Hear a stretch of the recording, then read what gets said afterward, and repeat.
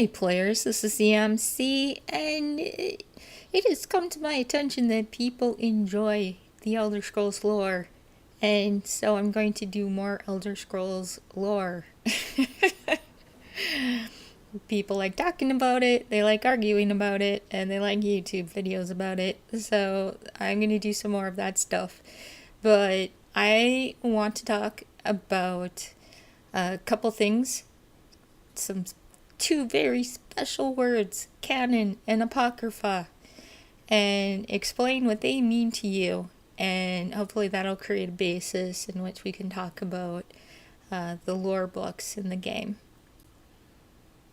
So, in fandom, fan of fictional universes and literature, TV shows, movies, such and so forth, we've come to use the term canon to try to create a body that is an official, timeline of events, actual, truthful facts about the internal logic of a fictional world. And we want to know that because we're fans and because we want to understand this world that we enjoy so much, right? And especially in franchises where there are lots of iterations of the story, and where consistency and continuity becomes a problem. Like Star Wars right now, right? They're coming out with new Star Wars movies, and they've come out and said, okay, this stuff is canon, that stuff there, that's not canon. And that's important to us because we're fans. Yeah, we're fans. But we're not any kind of fans. Oh no. We are fans of the most meta fictional world ever conceived to torment a mind set on separating canon from non-canon. We are the fans of the Elder Scrolls series and those inscrutable bastards over there at Bethesda Game Studios. It's a burden, I know. Our use of the word canon comes from its use in biblical canon. So biblical canon is the set of writings considered to be official Christian scripture. This set of writing is contrasted with other non-canonical writings referred to together as the Apocrypha. Yes, that is a Daedric realm. And it is no mistake that Bethesda chose to call the most interesting Daedric realm Apocrypha. They know exactly what they're doing. They do. And it's important that we talk about it. So Apocrypha comes from a Greek word that means hidden or unknown. It's been used in literature to talk about books where people didn't really know who the authors were, or where they came from, fragments, things like that. Actually, things that we get a lot of in the Elder Scrolls, for instance.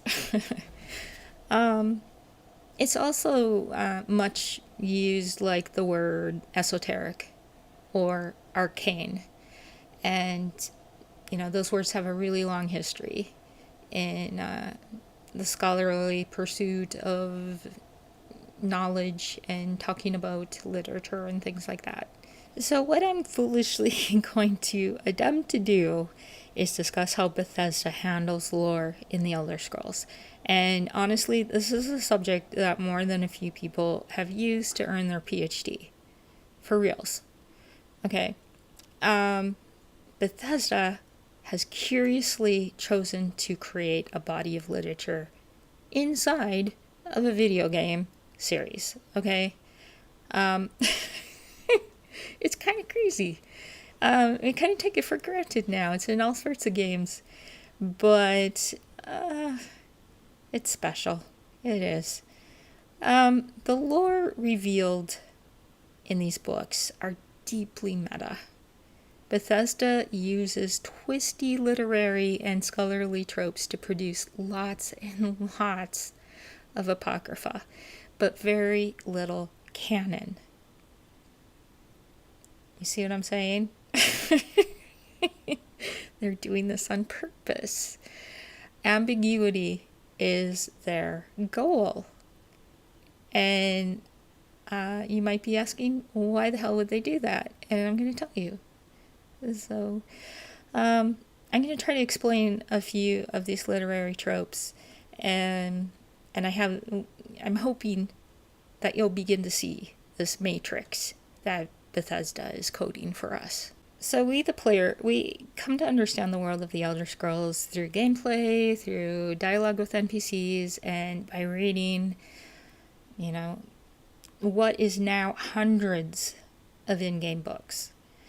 But our first problem as readers of these books is determining the credibility of the fictional writers.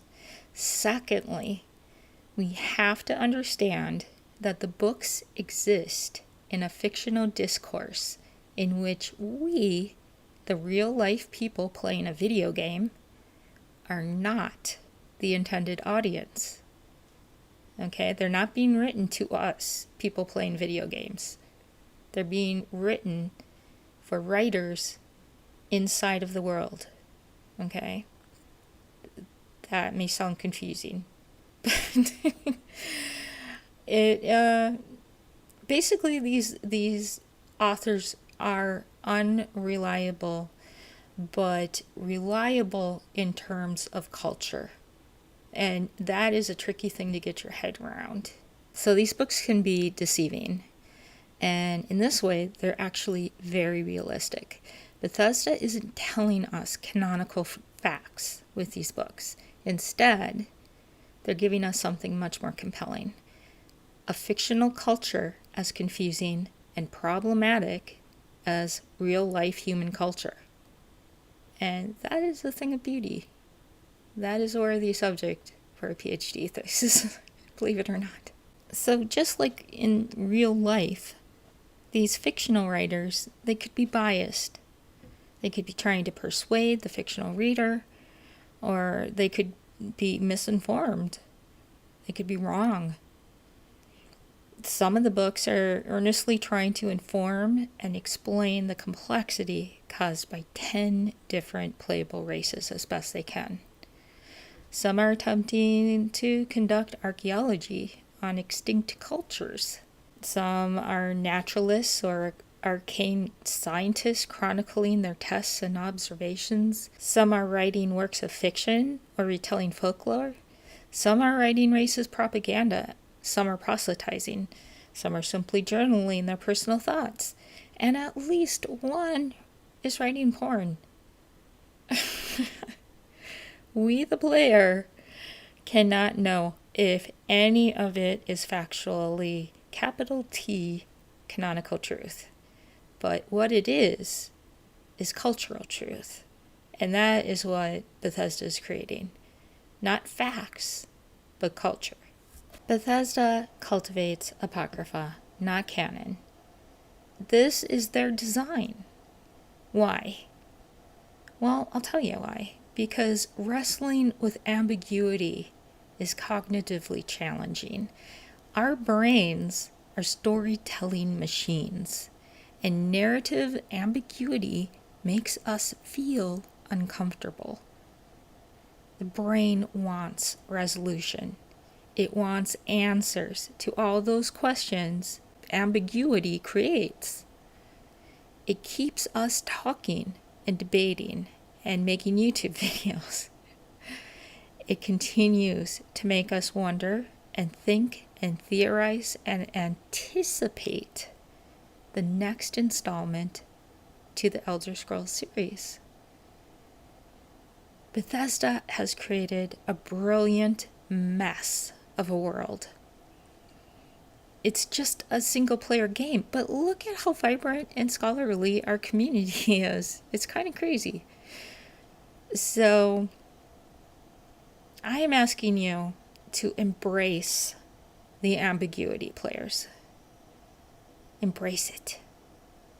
And get ready to jump down the rabbit hole that is the Elder Scrolls lore. The next video, I begin at the beginning by reading the monomyth. And, man, it was somebody's job to write these things. And, yeah, we're going to talk about that too. Okay, I hope this was some way informative. And I know you like to hear me read lore books. So next time I'm going to be reading the monomyth. And then we're going to be talking about how it is all Apocrypha and zero Canon.